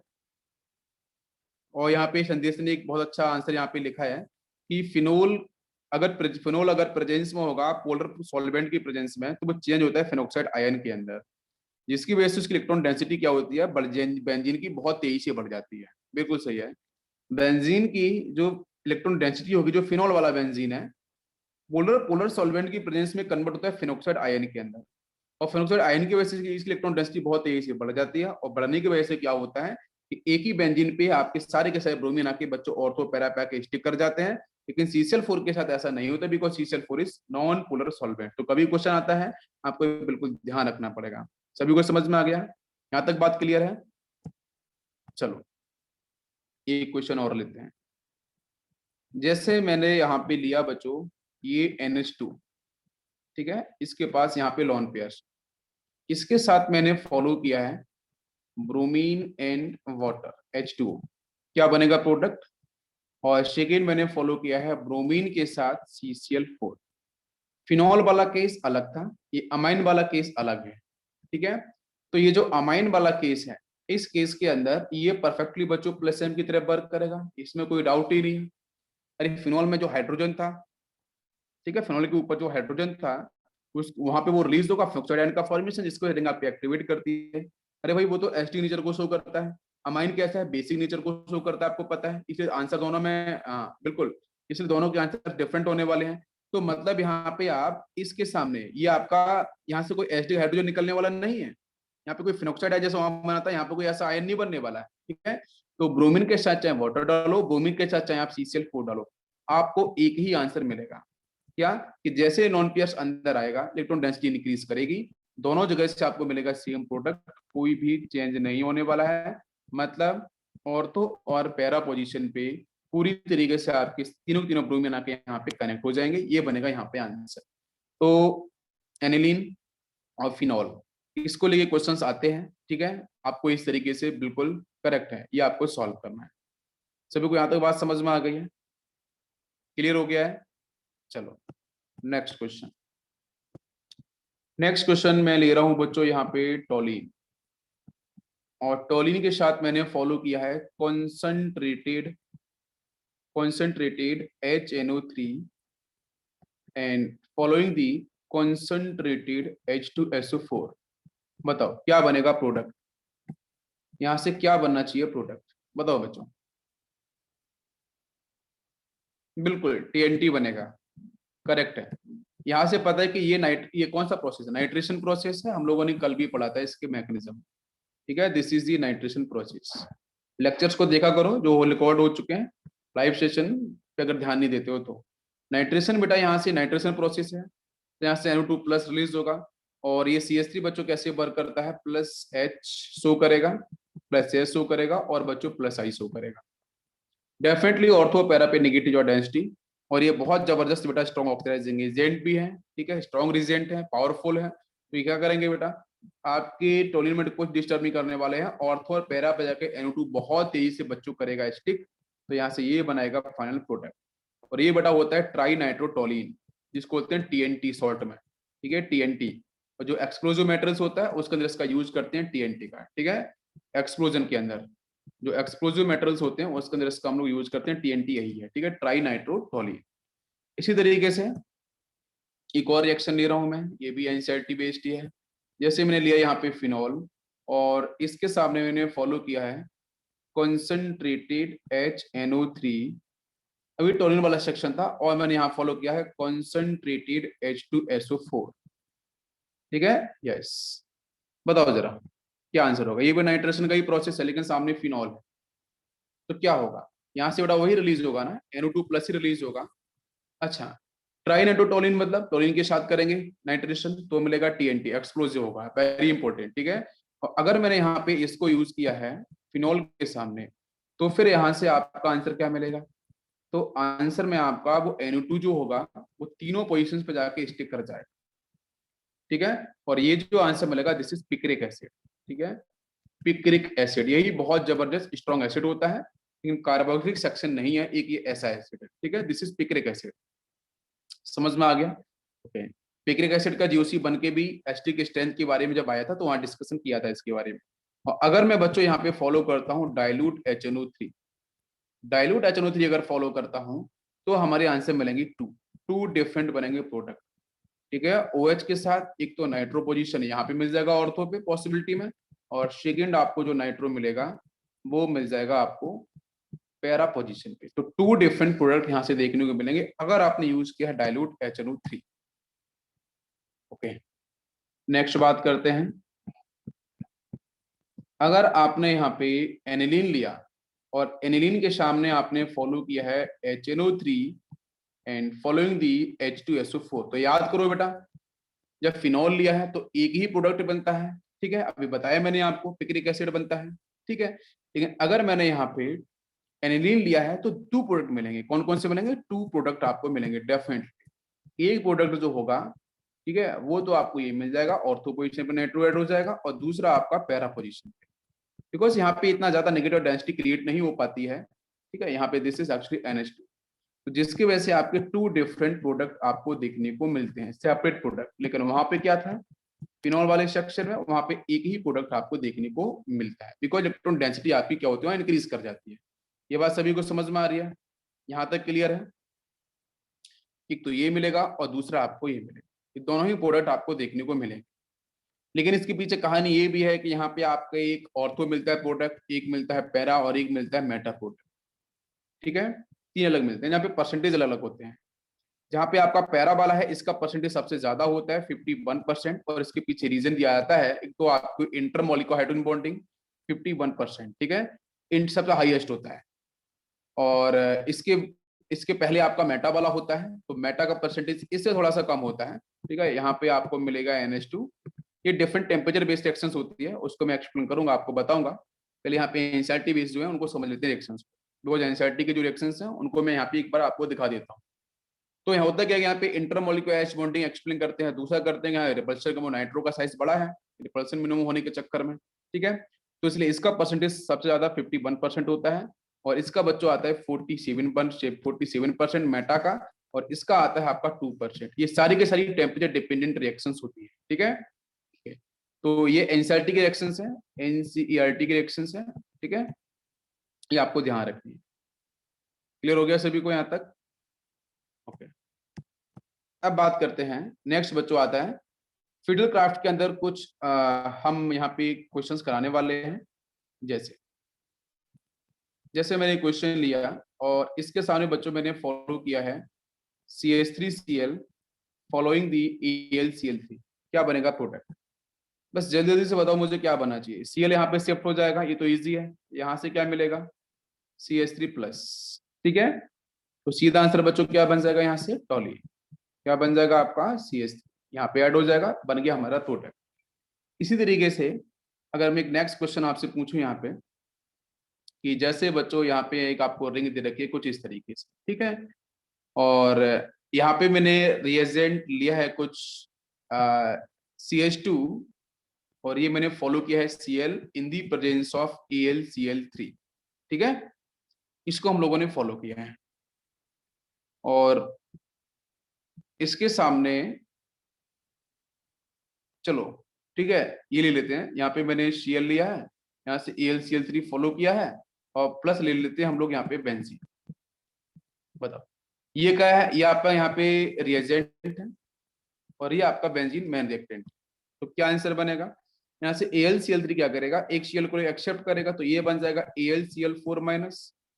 और पॉजिटिव चार्ज बच्चों यहाँ डेवलप होगा, क्या रिंग एक्सपेंशन होगी, 5 की रिंग दे रखी है, क्या 6 में कन्वर्ट होगी बच्चों? बिल्कुल 5 की रिंग 6 में कन्वर्ट होगी, स्ट्रेन को कम करने के लिए, ठीक है, स्ट्रेन को मिनिमाइज करने के लिए बिल्कुल कन्वर्ट होगी। तो यहाँ से क्या हुआ, या तो ये वाला बॉन्ड या फिर ये वाला बॉन्ड, दोनों में से किसी भी साइड वाला बॉन्ड क्या करेगा बेटा, स्ट्रेट हो जाएगा, यहाँ से निकल के यूं, है ना, यहाँ फिनिश हो गया। तो पॉजिटिव कहाँ पे आ जाएगा, इस पोजीशन पे, ठीक है। यस, तो जो रिंग यहाँ से बनेगी वो रिंग आपको बता देता हूँ, तो वो रिंग कुछ यूं बन जाएगी। पॉजिटिव चार्ज यहाँ लगा लिया, कहीं पे लगा लो पॉजिटिव चार्ज एक ही मिलेगा, कोई दिक्कत नहीं है। तो ये क्या बन चुका है, ये बन चुका है आपका इलेक्ट्रोफाइल और सामने आपको क्या दिख रहा है, बेंजीन। तो कहाँ पे अटैक करे, किस तरीके से अटैक करे, बताओ बच्चों क्या आंसर मिलेगा यहाँ से?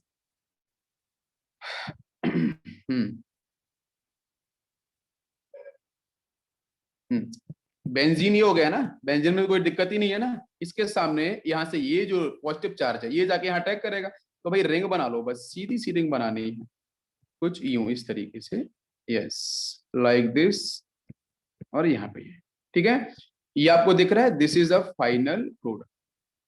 सिर्फ इलेक्ट्रोफाइल्स का अटैक कर रहा है, रिंग एक्सपेंशन वगैरह अगर आ रहा है तो उसको करना पड़ेगा और उस तरीके से आंसर आपको निकालना पड़ेगा, ठीक है। यहाँ तो सभी को समझ में आ गया, ठीक है। बाकी जो रिंग एक्सपेंशन है, कॉन्ट्रैक्शन है, रीअरेंजमेंट है, उसमें कोई किसी को डाउट होगा, ठीक, ओके।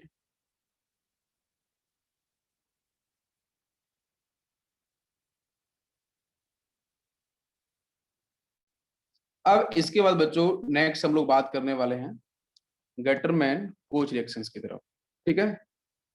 तो गेटरमैन कोच रिएक्शंस भी इसी का ही सेक्शन है और गेटरमैन कोच में हम लोग एल्डिहाइड का फॉर्मेशन कैसे करते हैं, ठीक है, क्या हमारा आंसर बनेगा?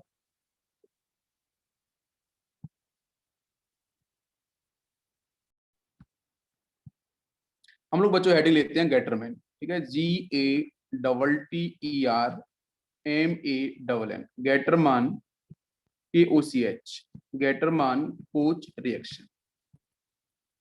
तो गेटरमान कोच रिएक्शन क्या होती है? तो गेटरमान कोच रिएक्शन बेटा लगभग हमारी जो फिडलक्राफ्ट एसिलेशन एल्काइलेशन था उसी का ही लगभग सेक्शन है, ठीक है। अच्छा, तो इसमें हम करते हैं, इसके अंदर जो बेटा प्रोसेस होता है वो होता है फॉर्माइलेशन का। किसका होता है? फॉर्माइलेशन। फॉर्माइलेशन बेटा क्या दिख रहा है, फॉर्माइल पार्ट दिख रहा है, ठीक है। तो फॉर्माइल पार्ट का मतलब फॉर्मेल्डिहाइड समथिंग कुछ उससे रिलेटेड है। तो हम सीधा बोलते हैं कि गेटरमान कोच जो रिएक्शन है उसके अंदर बच्चों होता है फॉर्माइलेशन ऑफ बेंजीन। क्या होता है? फॉर्माइलेशन ऑफ बेंजीन, मतलब बेंजीन पे फॉर्मेल्डिहाइड का एडिशन, आप ऐसे बोल सकते हो, ठीक है। यस, तो बेंजीन का फॉर्मेलिशन होने का मतलब है कि बच्चों वहां पे आपको जो प्रोडक्ट मिलेगा उसमें एल्डिहाइड ग्रुप आपको लगा हुआ दिखाई देगा। क्लियर, सभी को समझ में आ रहा है? Okay. और यहाँ पे बच्चों हम लोग डेफिनेटली लिविस एसिड वगैरह तो यूज करेंगे बिकॉज ये पार्ट है आपके फिडल क्राफ्ट, तो नाउ क्वेश्चन इज दिस कि यहाँ पे इलेक्ट्रोफाइल क्या होता है गेटरमन कोच के अंदर।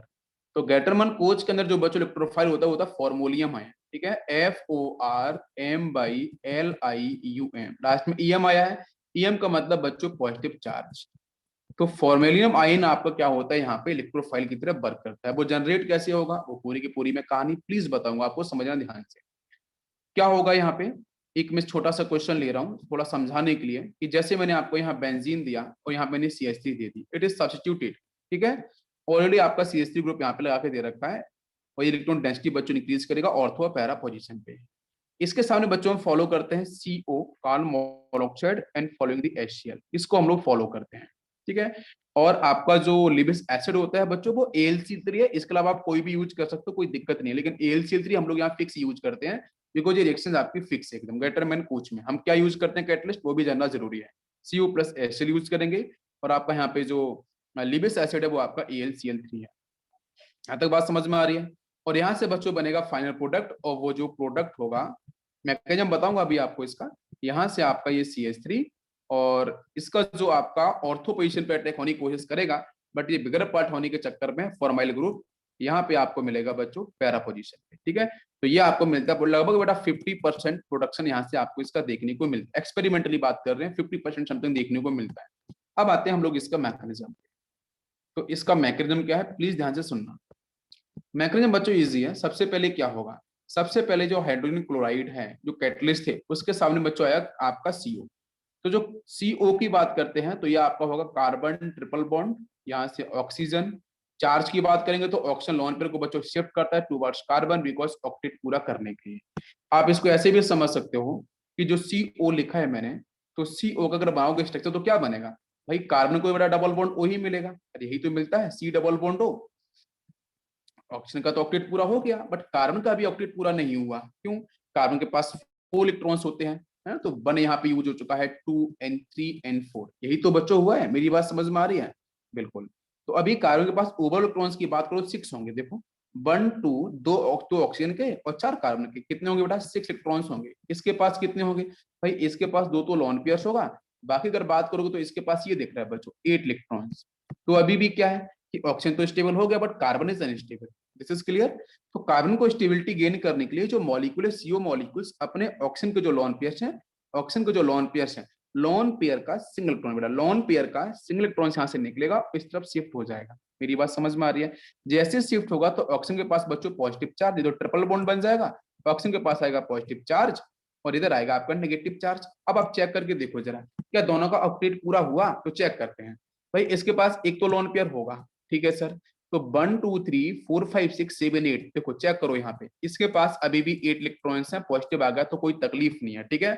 यस, इसके पास कार्बन के पास चेक करते हैं तो कार्बन का 1 2 3 4, अभी कार्बन की बात करते हैं तो 4 वैलेंस इलेक्ट्रॉन्स होते हैं बच्चों, कितने होते हैं 4, 4 का मतलब 1 2 3। अब यहाँ चेक करते हैं देखो 1 2 3 4 यहाँ दिख रहा है ना 1 2 3 4 यूटिलाइज हो रहे हैं और बाकी इलेक्ट्रॉन्स उधर से आए हैं।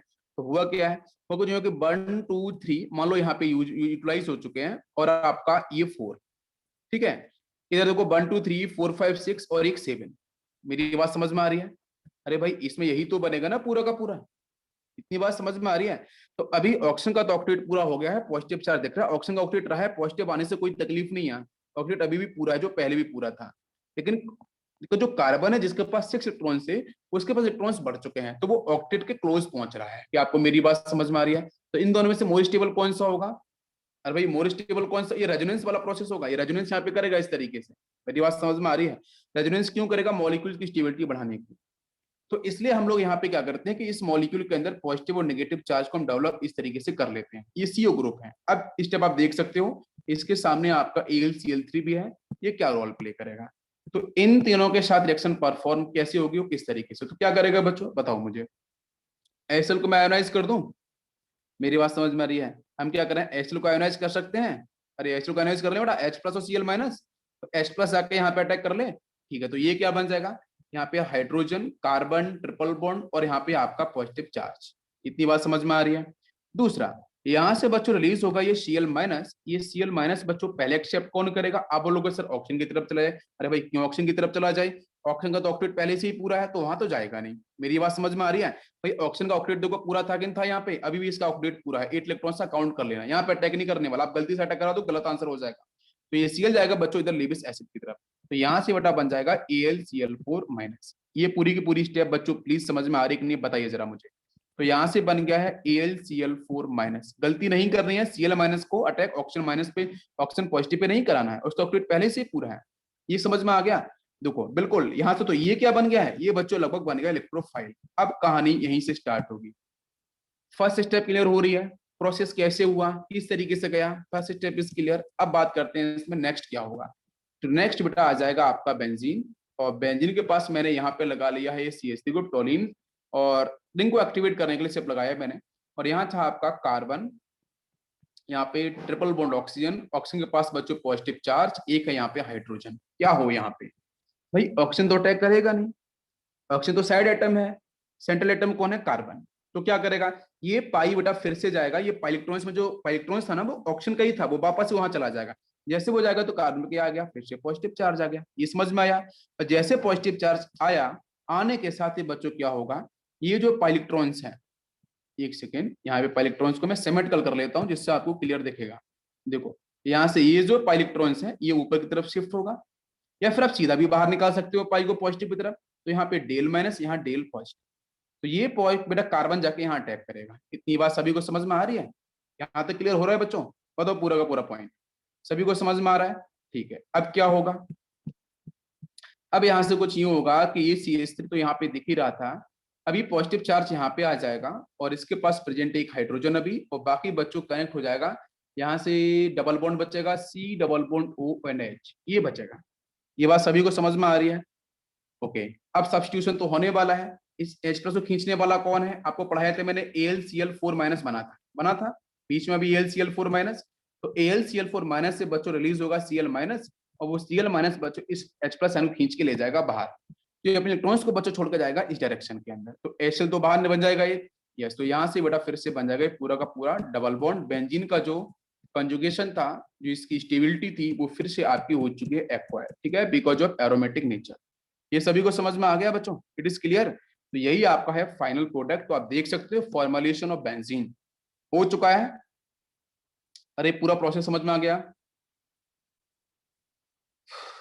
अब एक क्वेश्चन मैं पूछूंगा आपसे, एक क्वेश्चन आया है, अगर मैं गेटरमैन कोच कराना चाहता हूँ फिनॉल के साथ, बिकॉज फिनॉल भी तो बच्चों एक्टिवेट करता है ना, यस और नो? फिनॉल के साथ अगर मैं गेटरमैन कोच कराना चाहूँ तो क्या आंसर बनेगा, यस और नो? या फिर मैं गेटरमैन कोच बच्चों कराना अमीनो अमीनो ग्रुप के साथ, जैसे एनिलीन ले लिया, चलो अगर एनिलीन के साथ मैं गेटरमैन कोच कराना चाहूँ तो क्या आपको आंसर यहाँ पे जो कार्बोनाइलेशन है वो बनेगा? बताओ बच्चों, यस और नो? जल्दी बताओ बच्चों। याद रखना हमेशा, गेटरमैन कोच पे क्वेश्चंस पूछे गए हैं। गेटरमैन कोच कभी भी बच्चों फिनॉल वाले ग्रुप और आपके अमीनो वाले ग्रुप कभी भी शो नहीं करते हैं। क्यों शो नहीं करते, रीजन है उसके पीछे, क्यों? क्योंकि बच्चों इसके पास प्रेजेंट है लॉन पेयर्स, नाइट्रोजन के पास या ऑक्सीजन के पास लॉन पेयर्स है। तो बच्चों ये बहुत अच्छे क्या करेंगे, इसके सामने जैसे AlCl3 आएगा ना, तो AlCl3 बच्चों रोल क्या करेगा बताओ, ये लिविस एसिड है, ये लिविस एसिड है, ये भाई सामने जो है ना वो लिविस बेस की तरह पर करेंगे, ये भी लिविस बेस, ये भी लिविस बेस, ये लोन पेयर्स यहाँ पे, इसका लोन पेयर्स यहाँ पे। तो भाई कॉम्प्लेक्स बन, क्या बनेगा बच्चा, कॉम्प्लेक्स। तो कॉम्प्लेक्स कोऑर्डिनेशन कंपाउंड बन जाएगा।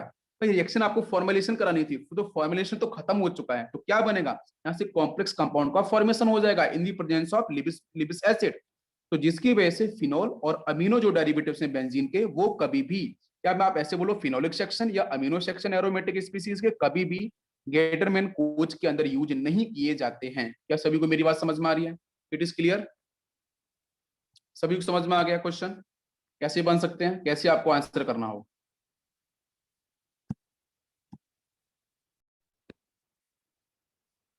yes. एक रिएक्शन इसमें और आती है जिसमें हम बात करते हैं गेटरमैन कोच मॉडिफिकेशन, ठीक है?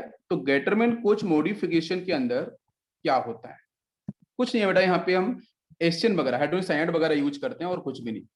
ये बेंजीन लिया मैंने, इसके साथ बच्चों फॉलो किया मैंने carbon triple bond nitrogen Asian and following the Asian, ठीक है, इसको हम फॉलो करते हैं और फिर आंसर बनाते हैं। तो देखो इसका मैकेनिज्म वाला सेक्शन थोड़ा सा मैं आपको बताता हूँ, आपको समझ में आ जाएगा। क्या होगा बेटा, पाई का मूवमेंट होगा, पाई यहाँ पे शिफ्ट कर लो, ये डेल माइनस, ये डेल पॉजिटिव। यहाँ से बच्चों क्या मिलेगा, देखो इजी ट्रिक समझ लो फटाफट से, H plus sign Cl minus आया। H प्लस बच्चों कहाँ अटैक करेगा, नाइट्रोजन पे, ये अटैक करेगा आपका यहाँ पे। ये पूरी बात समझ में आ रही है। तो यहाँ से क्या मिलेगा, हाइड्रोजन एंड कार्बन, यहाँ पे क्लोरीन आ जाएगा, और यहाँ पे डबल बॉन्ड, ये आपका NH, यही तो बच्चों मिलेगा। ये सभी को बात समझ में आ रही है, यहाँ तक क्लियर हो गया है? Perfect, okay. इसमें से किसी कोई डाउट हो तो बताओ, यहाँ तक क्लियर हो गया है? ये बेंजीन के रिएक्शन हम लोग करने वाले हैं।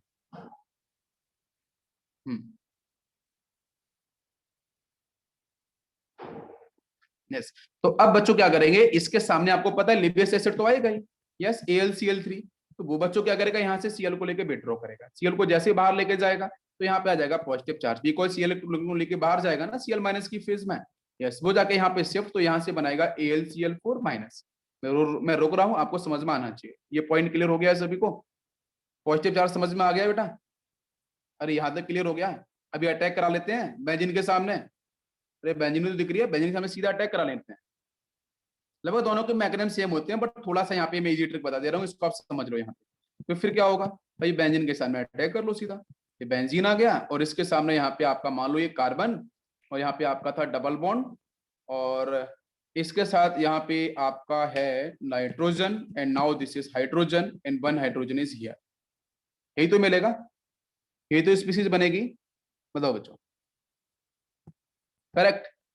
अब क्या होगा, यहाँ पे बस इसका हाइड्रोलिसिस होता है, बस एक स्टेप थोड़ी समझनी है कि यहाँ पे इस स्टेप के बाद थोड़ा यहाँ पे हाइड्रोलिसिस, लगभग सेम बनते हैं प्रोडक्ट, कोई चेंज नहीं होगा, लगभग सेम प्रोडक्ट ही आपको लगभग देखने को मिलते हैं। अब क्या होगा यहाँ पे इसका हाइड्रोलिसिस, वैसे बहुत बार इस तरीके से भी डिफाइन करते हैं कि यहाँ पे जो अटैक किया है इस स्टेप के अंदर, यहाँ से बन गया है कार्बन के पास पॉजिटिव चार्ज, कैसे, बिकॉज Cl बाहर गया है AlCl3 के साथ, लिविस एसिड के साथ, तो AlCl4 हो गया है, और फिर यहाँ पे स्पीसीज आ चुकी है।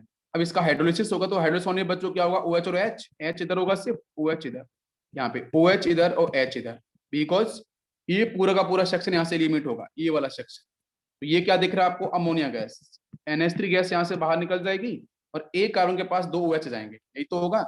मतलब ये नीचे बेंजीन होगा, इस बेंजीन के साथ क्या होगा कि एक कार्बन के साथ 2 OH आपको मिलेंगे, तो एक कार्बन पे 2 OH तो हो नहीं सकते हैं, तो भाई यहाँ से निकल जाएगा क्या आपका वाटर मॉलिक्यूल्स H और OH। जैसे बाहर जाएगा वाटर मॉलिक्यूल, डबल बॉन्ड यहाँ पे आ जाएगा, तो क्या मिल गया, फॉर्मल्डिहाइड मिल गया। बताओ बच्चों, समझ में आ गया? Formaldehyde is the answer. तो फॉर्मल्डिहाइड आपको देखने को मिला, this is modified reaction, modified reaction. Okay, तो यहाँ तक सभी को समझ में आ गया होगा, आई होप, ये पूरा का पूरा पार्ट। तो एक बार थोड़ा सा मैं पूछ लेता हूँ आपसे, लास्ट समरी के बारे में बात कर लेता हूँ। जैसे बच्चों हम लोग बात करते हैं इलेक्ट्रोफिलिक सब्स्टिट्यूशन के अंदर ब्रोमिनेशन के ऊपर, ठीक है, तो ब्रोमिनेशन के अंदर रिएजेंट कौन सा होता है, एक बार समरी कर रहा हूं मैं। ब्रोमिनेशन के साथ रिएजेंट कौन सा होता है, bromine, and following the Lewis acid. Lewis acid आप कोई से फॉलो कर लो, AlCl3 फॉलो कर सकते हो, FeBr3 फॉलो कर सकते हो, या बहुत बार आयरन पाउडर जो हम लोगों ने अभी फॉलो कर रहे थे बार बार, आयरन पाउडर, ठीक है, इसको भी फॉलो कर सकते हो।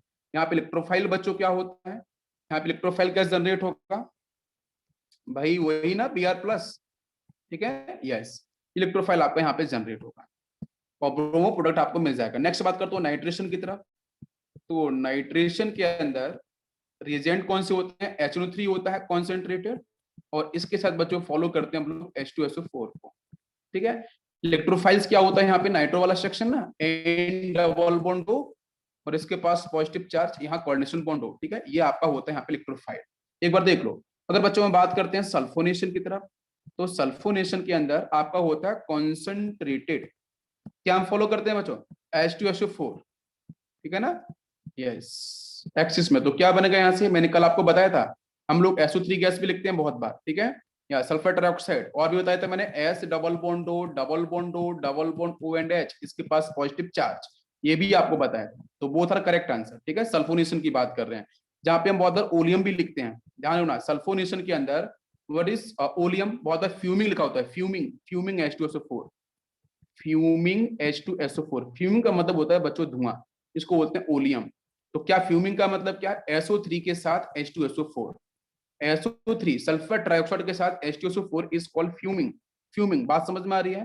तो H2SO4 की लेयर के ऊपर SO3 गैस आपकी मूव करती रहती है, फ्यूम की फेज में रहती है, तो इसको बोलते हैं हम लोग फ्यूमिंग H2SO4, ठीक है, जिसको हम ओलियम बोलते हैं। दोनों को मिक्सअप करोगे तो क्या बनेगा? H2H2O7 बनेगा ना भाई। SO3 प्लस H2SO4 को मिक्स करो तो क्या बनता है?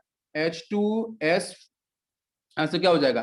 H2 हो जाएगा, H2 हो जाएगा, O7, 3 और आपके इधर 4 ऑक्सीजन, 7, ये ओलियम बन चुका। तो ओलियम लिखा मिले, H2SO4 लिखा मिले, आपको यही आंसर बार फॉलो करना है सल्फोनेशन का। समझ में आ रहा है? यस। फिडलक्राफ्ट एल्काइलेशन हम लोगों ने पढ़ रहा है। फिडलक्राफ्ट, अगर मैं एल्काइलेशन की बात करूं तो एल्काइलेशन बेटा नाम है एल्काइल पार्ट, तो आर पॉजिटिव उसका एडिशन होना एल्काइल पार्ट का, मतलब मैं लिख सकता हूँ यहाँ पे RX, ब्रांचिंग हो, रिंग हो, किसी के साथ भी, प्लस हम फॉलो करेंगे लिबिस एसिड। यूजुअली हम AlCl3 यूज करते हैं, ठीक है। यस, तो यहाँ से बच्चों मिलता है आपका इलेक्ट्रोफाइल कार्बोकैटायन, ठीक है। तो अगर यहाँ पे है फिडलक्राफ्ट एसाइलेशन, ठीक है, फिडलक्राफ्ट एसाइलेशन, तो इसमें एसाइल पार्ट होता है। एसाइल पार्ट बच्चों क्या होता है?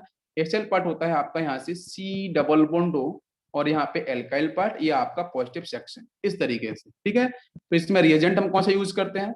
RC डबल बॉन्ड OCl, कुछ इस तरीके से यूज करेंगे लिबिस एसिड AlCl3 के साथ। इलेक्ट्रोफाइल बच्चों में लिख सकते हैं R, ठीक है, इसके साथ यहाँ पे आपका कार्बन, देन इस तरीके से यहाँ पे आपका पॉजिटिव चार्ज, ठीक है। यहाँ पे पाई इधर चला जाएगा तो पॉजिटिव यहाँ पे आ जाएगा और रिएक्शन को परफॉर्म करेगा। तो ये आपका यहाँ पे मिलता है इलेक्ट्रोफाइल। ये पूरा का पूरा सेक्शन यहाँ पे होता है खत्म। और मैं आपको देता हूँ यहाँ पे कुछ होमवर्क, तो होमवर्क आपको ट्राई करना है। पहला क्वेश्चन, फर्स्ट क्वेश्चन है, यहाँ पे लगा के दिया मैंने ब्रोमीन एंड फॉलो किया है बच्चों, एक रिएजेंट में फॉलो कर लेता हूँ कुछ इस तरीके से। यहाँ पे है क्लोरीन, इधर मिथाइल, और ये क्लोरीन में यहाँ जोड़ लिया, इधर मिथाइल, और इसके साथ लिखा है मैंने AlCl3। बहुत अच्छा क्वेश्चन है, प्लीज ट्राई करना है, ठीक है। ये रिजेंट आपको दे रखा है मैंने, इसके साथ AlCl3 लिवियस एसिड है, तो क्या बनेगा प्रोडक्ट? अच्छा क्वेश्चन है, प्लीज ट्राई करना, ठीक है, सभी को समझ में आएगा, बिल्कुल ट्राई करना। Next question, first question, second question. Second question है आपका, सिर्फ मैंने दिया है बेंजीन, और बेंजीन के साथ बच्चों मैंने फॉलो किया यहाँ पे कुछ इस तरीके से ब्रांचिंग कर लेते हैं। यहाँ पे C double bond O Cl, yes, and follow the AlCl3, ठीक है, क्या बनेगा प्रोडक्ट? इसको भी स्क्रीनशॉट ले लो और इसको प्लीज सॉल्व करना, ठीक है। क्लियर है बच्चों? नहीं आएगा तो मैं करूंगा एक्सप्लेन, है ना, इसके लिए टेंशन मत लो, लेकिन प्लीज ट्राई जरूर करना, कोशिश करोगे तो बात बनेगी। थर्ड क्वेश्चन, तीसरा क्वेश्चन मैं आपको दे रहा हूं यहाँ पे, double bond double bond double bond CH3 CH3 CH3 NCH3, advance के क्वेश्चन है, इन्हीं की बात कर रहा हूँ, ठीक है। ब्रोमीन यूज किया है in the presence of iron powder, Fe use किया है आयरन पाउडर, क्या बनेगा हमारा यहाँ पे आंसर? ठीक है, ट्राई करोगे सब लोग? एक लास्ट क्वेश्चन, लास्ट क्वेश्चन मैंने आपको यहाँ पे दे दिया है कुछ इस तरीके से, ये बेंजीन है प्लस यहाँ भी 6 की रिंग है, बट डबल बॉन्ड ऊपर दिया मैंने, एंड आपका HF, और व्हाट इज द प्रोडक्ट, ठीक है। ये 4 क्वेश्चन है होमवर्क के लिए, ठीक है, इसको ट्राई करना। बाकी हम लोग कल कुछ अच्छे क्वेश्चंस करने वाले हैं जेई एडवांस की तरफ, तो कल का जो लेक्चर होगा वो सिर्फ और सिर्फ क्वेश्चंस बेस्ड होगा, जैसे आज किया था। कल, आज हमने एनसीईआरटी बेस्ड किया है, मेंस बेस्ड किया है, कल हम बात करेंगे बच्चों एडवांस के बेस पे, ठीक है। एडवांस के बेस पे क्वेश्चंस कैसे सॉल्व किए जाएंगे और मैकेनिज्म कैसे करना होगा, वो सारी सारी कहानी कल स्टार्ट होगी। कल ही हम बताएंगे आपको डाई एजो कपलिंग रिएक्शंस, ठीक है, डाई एजो कपलिंग रिएक्शंस कल बताएंगे, और कल ही आपका ये सेक्शन खत्म। स्टार्ट करेंगे हम परसों से इलिमिनेशन रिएक्शन, इलिमिनेशन पढ़ेंगे, इलिमिनेशन के बाद हियरसमेंट, और बस 100 आपकी लगभग अदर नेमिनेशन, थोड़ा थोड़ा मैकेनिज्म, खत्म, पूरा सेक्शन हो जाएगा। क्वेश्चन ज्यादा करेंगे तो आपका कॉन्फिडेंस अधिक बढ़ेगा।